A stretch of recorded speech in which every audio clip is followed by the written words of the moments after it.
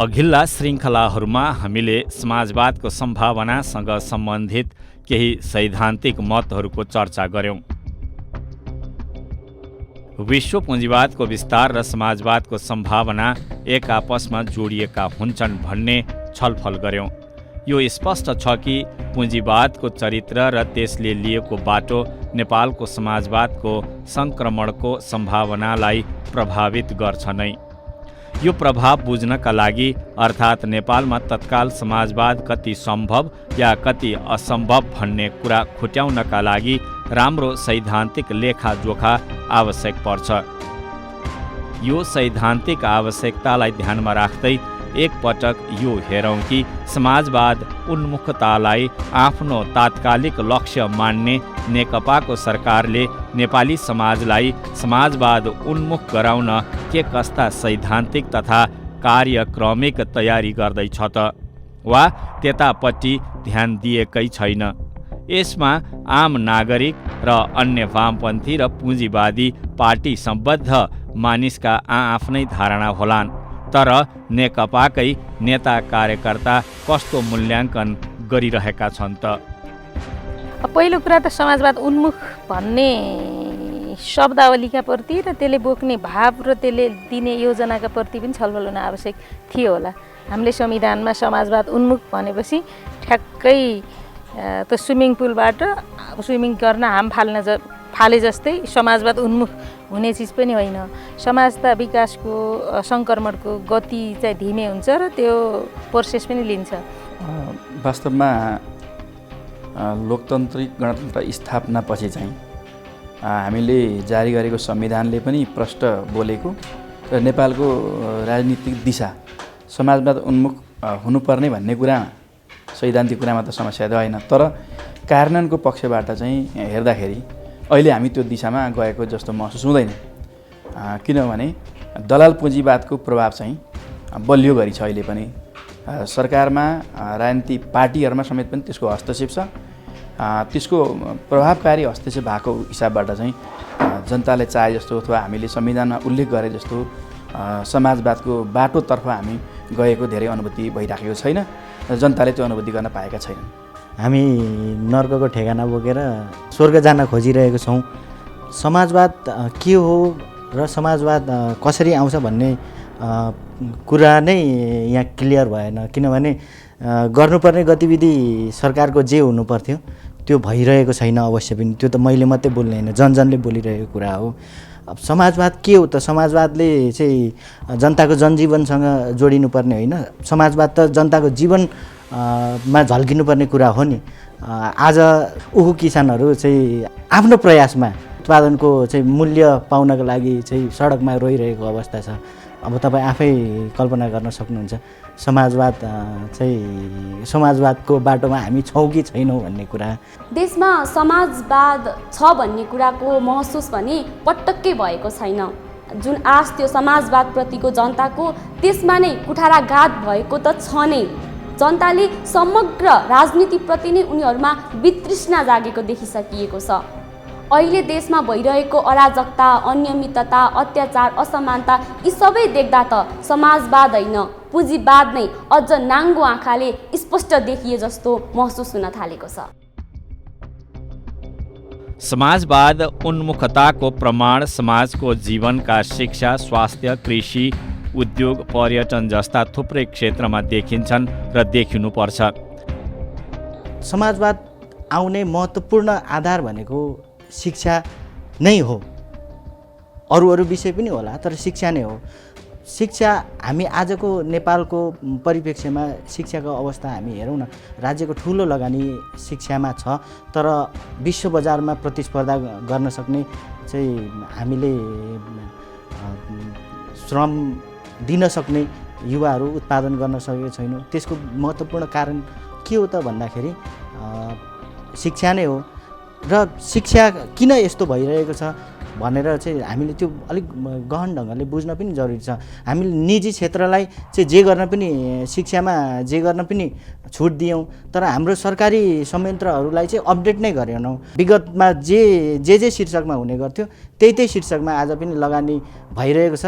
शिक्षा क्षेत्रमा समाजवाद किन चाहिन्छ भन्ने कुरा चाहिँ के पनि हो भने समाजवाद कसरी पुग्ने, समाजवाद कसरी प्राप्त गर्ने र समाजवाद ल्याउने को हुन् भन्ने कुरा चाहिँ बुझ्ने मान्छे त पहिलो कुरो शिक्षितै हुनुपऱ्यो। समाजवादलाई चाहिँ अलिक वास्तवमा के हो भनेर गहन ढङ्गले बुझ्न सक्ने व्यक्तिहरू भनेकै शिक्षितै हुनुपर्छ।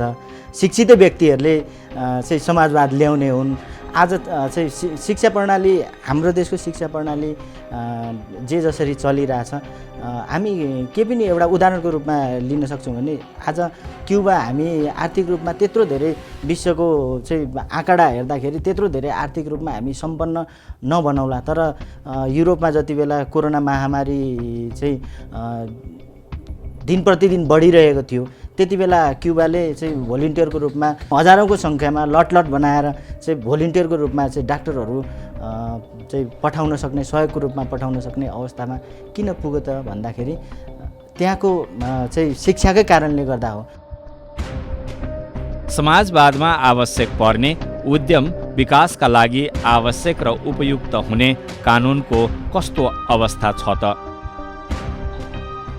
हाम्रो संविधानले हाम्रो मुलुकलाई समाजवाद उन्मुख मुलुक भन्दै गर्दाखेरि त्यसका केही कानुनी पूर्वाधार हुनुपर्छ र राज्यले स्वास्थ्य, शिक्षा जस्ता आधारभूत विषयहरूमा लगानी बढाउनुपर्छ। त्यसका स्रोत पनि कर हुनुपर्छ। तर एकातिर संविधानमा त्यस्तो व्यवस्था छ भने अर्कातिर हाम्रो कानुन र त्यसको दुरुपयोग कसरी छ एउटा उदाहरण भन्छु। हाम्रो विदेशी लगानी तथा प्रविधि हस्तान्तरण ऐनले विदेशी लगानीकर्तालाई बम, बारुद अथवा यस्ता हतियारजन्य पदार्थमा लगानी गर्न प्रतिबन्ध लगाएको छ। एउटा सलाइको काँटीमा पनि बारुदको प्रयोग हुन्छ। तर त्यो बारुदको प्रयोग गर्दाखेरि विदेशी लगानीकर्तालाई नदिने भन्ने कुरालाई कसरी चाहिँ यहाँ चाहिँ त्यो व्यवस्थाहरूलाई सर्कुम्मेन्ट गरिन्छ भने नेपालमा एउटा कम्पनी छ, त्यसले चुरोट म्यानुफ्याक्चर गर्नको लागि लगानी स्वीकृति पाएको छ। उसको सप्लाई चेन छ जहाँ सलाई पनि बेच्न सक्थ्यो। नेपालभरिका सलाई उत्पादकहरूसँग उसले एउटा प्रस्ताव लिएर गयो। कन्ट्र्याक्ट म्यानुफ्याक्चरिङको प्रस्ताव लिएर जाँदाखेरि के भन्यो भने नेपालभरिका सम्पूर्ण सलाई म्यानुफ्याक्चररहरूले अहिले बहुमत उसको मार्केट सेयर 70-75% होला, सबैसँग उसँग एउटा स्ट्यान्डर्ड फर्मेटमा एग्रिमेन्ट गरे, जसअनुसार चाहिँ अरू सामान्य कम्पनीहरू तिनीहरू उपर चाहिँ त्यो ठुलो कम्पनी जो चुरोट बनाउँथ्यो त्यसको चाहिँ एकाधिकार हुने भयो। कसरी भन्दाखेरि उनीहरूले त्यो चुरोट कम्पनीको लागि मात्रै सामान बेच्न सक्छन् र बिस्तारै क्रमिक रूपमा चाहिँ सप्लाई चेन यसरी बिग्रिन्छ कि त्योभन्दा अरू कसैले बेच्नै सक्दैन। ती नेपाली स्वदेशी लगानीकर्ता नै थिए, तिनले कर तिर्थे र भविष्यसम्म पनि करको छरिएर भए पनि कन्सोलिडेट हुँदै राज्यको पुँजीमा पुग्थ्यो। राज्यले कुनै तरिकाले त्यो स्वास्थ्य शिक्षामा लगानी गर्न सक्थ्यो भनेर अनुमान गरौँ। तर यतापट्टि के हुन्छ भन्दाखेरि त्यो प्रफिटहरू साइफरिङ गर्नखेरि विभिन्न ब्रान्डको गरेर बाहिरतिर युज गर्न सकिन्छ। ब्रान्डको फ्रान्चाइजको म्यानेजमेन्ट सर्भिस एग्रिमेन्टको विभिन्न तरिकाले गर्दाखेरि त्यो नाफाको सर्टेन अप्सन चाहिँ फीको रूपमा चाहिँ बाहिर पठाउन सकिन्छ। देशमै चाहिँ जति कर सङ्कलन हुनुपर्ने त्यो हुन सक्दैन। हाम्रा कानुनहरू यस्ता छन् कि जुन सजिलै त्यसका छिद्रहरू खोजेर दुरुपयोग हुन सक्छन्। हालको पुँजीवादमा ठुला कर्पोरेसनहरूको ठुलै प्रभुत्व हुन्छ र यिनीहरू आफ्नो हित प्रतिकूल हुने कुनै पनि कुरालाई निस्तेज गर्दछन्। नेपाली समाजवादको यात्रालाई यी ठुला कर्पोरेसनहरूले निश्चय नै अवरोध गरिरहेका हुन्छन्।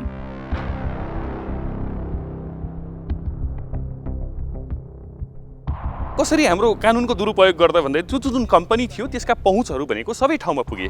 उच्च पदस्थ कर्मचारीहरूलाई कुनै तरिकाले बेला बेलामा गिफ्टहरू दिने, यिनीहरूका धेरै घुमाउरो बाटोहरू हुन्छन्। त्यसले गर्दाखेरि अब जुन त्यो प्रपञ्च मिलाइयो जसले चाहिँ अल्टिमेटली नेपालका जुन राष्ट्रिय पुँजीमा चाहिँ देन पुर्याउने जुन साना उद्योगीहरू थिए तिनीहरूलाई त भविष्यको जोखिममा राखेको छ। त्यो विरुद्ध कानुन ल्याउन यिनीहरूले कसरी दिँदैन भन्दाखेरि यिनीहरूका लबी हुन्छन्। यिनीहरूले प्रष्ट रूपमा नभए पनि अप्रष्ट रूपमा उद्योग विभागबाट स्वीकृति लिने, स्वीकृतिका भरमा काम गर्ने यी विभिन्न स्किमहरू यिनीहरूले तयार गर्न सक्छन् र यो गर्न यिनीहरूलाई आउँछ। र कुनै तरिकाले चाहिँ सरकारले नियमै लगायो, कानुनै गरेर नियन्त्रित गर्न सक्यो भने पनि फेरि यिनीहरू उद्योग व्यवसाय गर्नुपर्ने मौलिक स्वतन्त्रता भनेर यिनीहरू चाहिँ अदालतमा जान सक्छन्। यिनीहरूसँग राम्रा वकिल हुन सक्छन्, यिनीहरू वकिलहरूलाई राम्रोसँग पे गर्न सक्छन् र बेला बखतमा अन्य साना व्यवसायहरूको भन्दा यिनीहरूको तयारी पनि ठुलो हुनसक्छ। त्यसले गर्दाखेरि यो चाहिँ कस्तो भन्दाखेरि फन्डामेन्टल सुनिए पनि त्यो ठुलो माछाले सानो माछालाई खान्छ भनेको जस्तै नै हुन्छ। कतिपय देशहरूमा यी क्षेत्रहरूमा समाजवादीकरण कसैले इन्कार गर्न नै नसकिने गरी देखियो।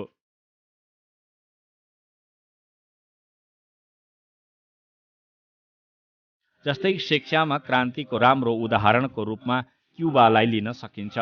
सन् 1959 को क्रान्तिपछि शिक्षालाई पूर्ण रूपले राष्ट्रियकरण गरियो र सबैजसो नागरिकको व्यावहारिक पहुँच हुने गरी निःशुल्क शिक्षा द्रुत गतिमा विस्तार गरियो। निकै गरिब राष्ट्र हुँदाहुँदै पनि साक्षरता वृद्धि र शिक्षा विस्तारमा क्युबाले अतुलनीय उपलब्धि हासिल गरेको कुरा सर्वविदितै छ। सन् 1990 पछि पनि आर्थिक क्षेत्रमा निकै ठूलो प्रतिकूल परिस्थितिको सामना गर्दा गर्दै क्युबाले शिक्षालाई उच्च महत्त्व दियो र उच्च लगानी गरियो, जसको परिणाम आज पनि क्युबाको शिक्षा विश्वमा अब्बल दर्जाकै मानिन्छ। युनिसेफको पछिल्लो तथ्याङ्क अनुसार क्युबाको साक्षरता 99% छ, जो संसारका अधिक धनी राष्ट्रहरूसँग तुलना योग्य छ।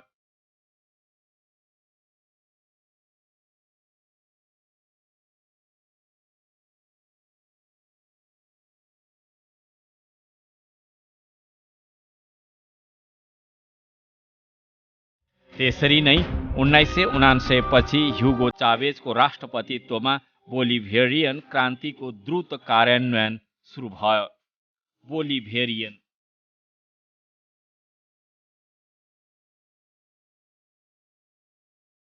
यस अन्तर्गत शिक्षा, स्वास्थ्य, रोजगारी, आय वितरण आदिलाई प्रभावकारी रूपले लागू गरियो। त्यसको परिणाम निकै उत्साहजनक र प्रशंसनीय भयो।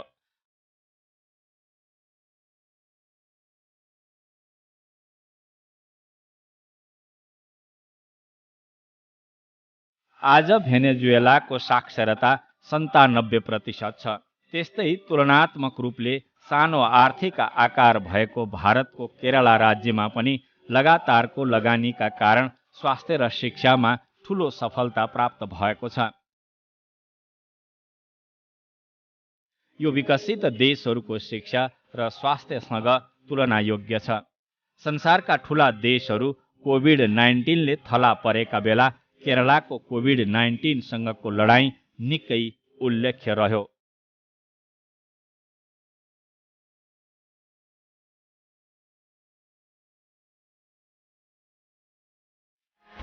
नेपाल सरकारको बजेट 2076-77 अघिल्ला नव उदारवादी बजेटहरूभन्दा आधारभूत रूपले भिन्न नभएको, बरु तिनीहरूको निरन्तरता मात्रै भएको बुझ्न गाह्रो पर्दैन।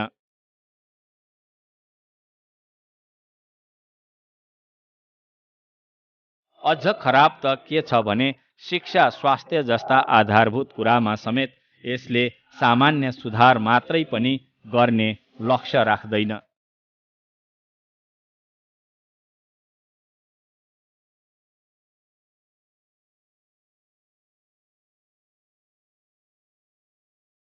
बरु उल्टो यी क्षेत्रमा निजी क्षेत्रको भूमिका र महत्त्वलाई जोडसँग स्थापित गर्न कोसिस गरिएको छ। अब अहिले यो नयाँ संविधान जारी हुँदा बित्तिकै हामी शङ्कर यो एउटा क्रान्ति पछाडि आएको सरकारले समाजवाद उन्मुख कार्यक्रम कसरी गर्छ भन्ने कुरा हेर्न सबभन्दा पहिले त डकुमेन्टमा हेर्नुपर्छ होला। यी सरकारको हेर्दाखेरि सरकारका योजना आयोगका पञ्चवर्षीय अथवा त्यस वार्षिक योजनाहरू, सरकारको नीति कार्यक्रम, त्यसपछि आएर बजेटमा भएको एलोकेसन यी हेर्न सकिन्छ। अब यसो हेर्दाखेरि चाहिँ यो सनातनी नवउदारवादमा हामी प्रवेश गरिसके पछाडि यो पछिल्ला 20 वर्ष 25 वर्ष जुनसुकै पार्टीका सरकार आए पनि उहाँहरूले गर्ने काम चाहिँ एउटै खालका छन्। उहाँहरूले बजारको प्रवर्धनको कुरा गर्नुहुन्छ, त्यो शिक्षा स्वास्थ्य सबैभन्दा धेरै नाफामूलक व्यवसाय छ नेपालमा, त्यो बाटोतर्फ हामी हिँडेका छैनौँ।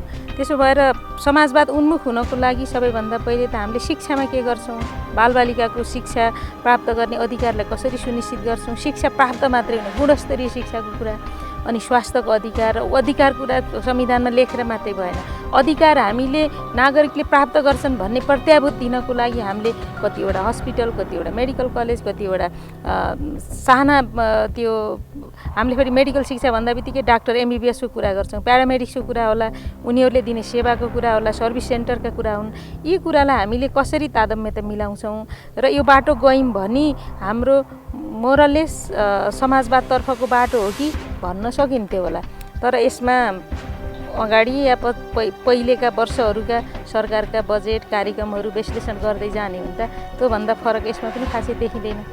अब समाजवादको हामीले कुरा गरिरहँदाखेरि के हो त समाजवाद, कसरी जाने त भन्दा कम्तीमा पनि जनताले प्राप्त गर्ने नैसर्गिक अधिकारसँग जोडिएका विषयहरू, स्वास्थ्यको कुरा, शिक्षाको कुरा, रोजगारीका कुरा, यी विषयहरूमा हामीले कति प्रगति गऱ्यौँ त भन्दा आज शिक्षाको कुरा गर्दा शिक्षामा लगानी छ।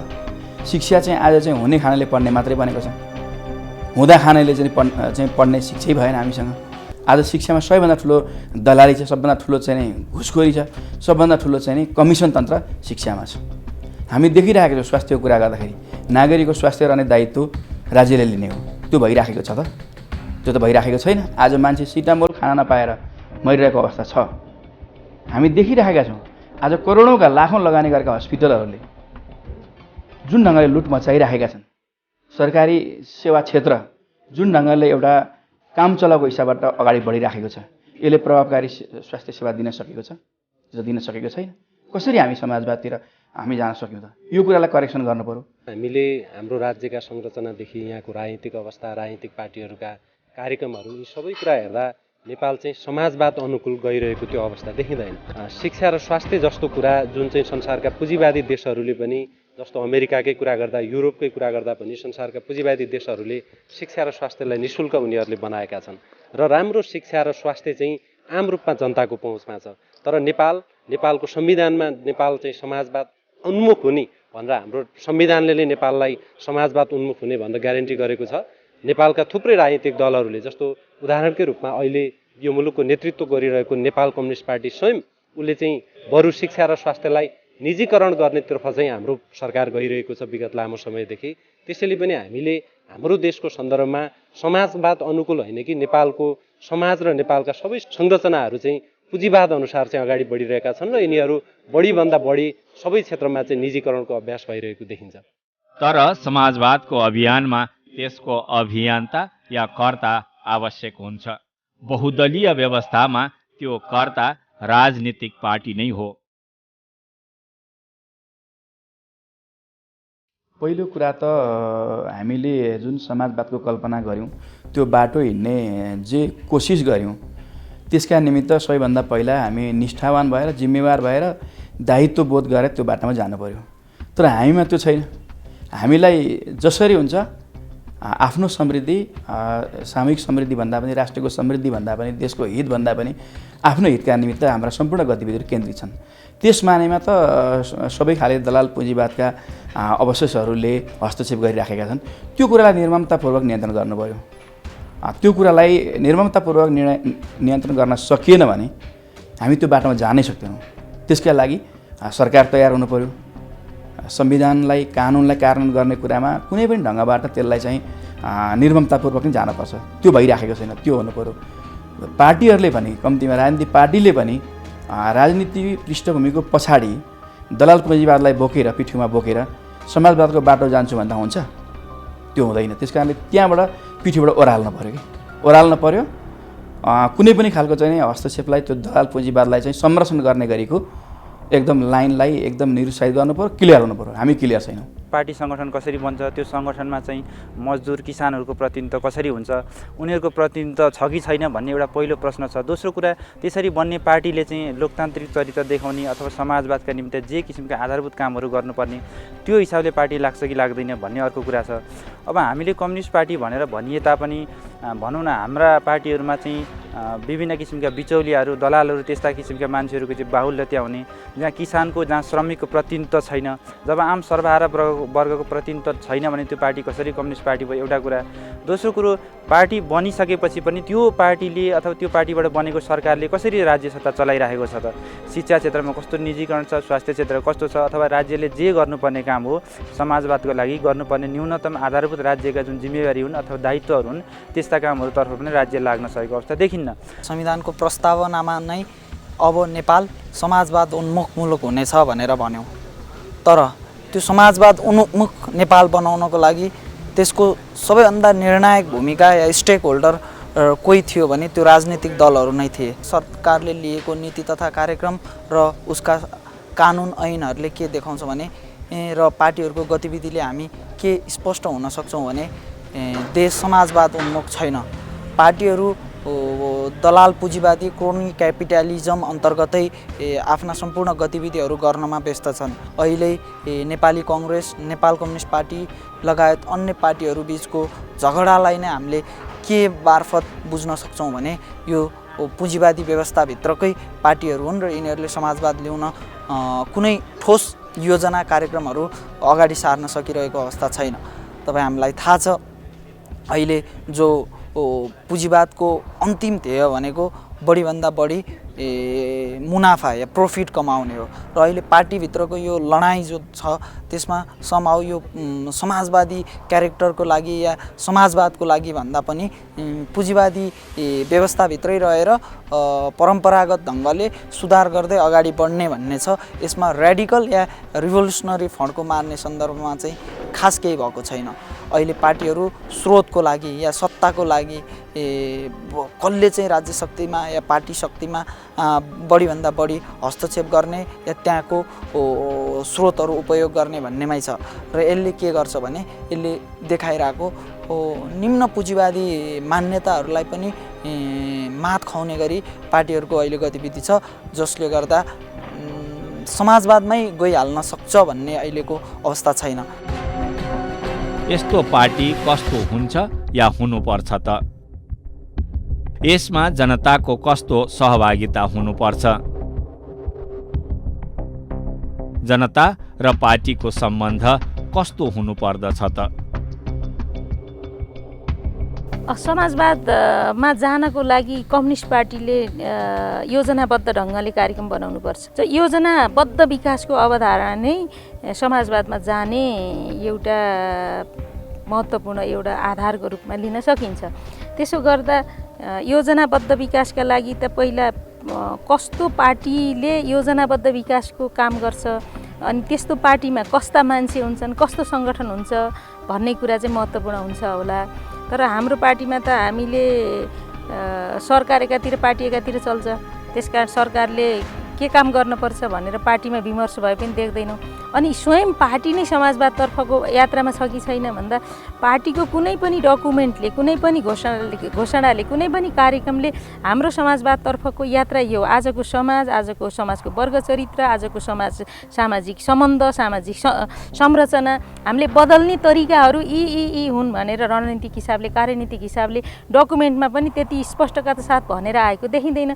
जब डकुमेन्टमा छैन, त्यो पार्टी त्यसरी क्रान्तिकारी बनाइएको छैन, त्यसका सदस्यहरू त्यो बाटोतर्फ उन्मुख छैनन् भनी समाजवादमा जाने कुरा त धेरै परको कुरा भयो नि। त्यसको लागि त समाजवाद उन्मुख हुनको लागि त कम्तीमा एउटा क्रान्तिकारी पार्टी, एउटा विचारले एकदमै क्रान्तिकारी पार्टी र त्यसका त्यो पार्टीका सदस्यहरूलाई पनि हामीले त्यसै ढङ्गले प्रशिक्षित गरेर त्यसका सदस्यहरूलाई जो स्थानीय वडादेखि सरकारसम्म, सङ्घीय सरकारसम्म चलाउँछन् तिनीहरूलाई दिने स्कुलिङ, तिनीहरूले गर्ने सोच्ने तरिका, तिनीहरूले बनाउने कार्यक्रम, तिनको चरित्र सबै कुराले निर्धारण गर्ने होला नि त।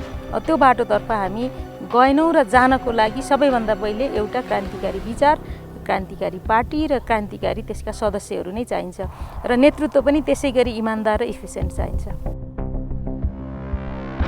अन्त्यमा आउनुहोस् पुँजीवाद र समाजवादसँग सम्बन्धित बेवास्ता गरिएका या चर्चा नगरिएका तर आवश्यक र अत्यन्तै महत्त्वपूर्ण विषयहरूमा खुला संवादको सुरुवात गरौँ।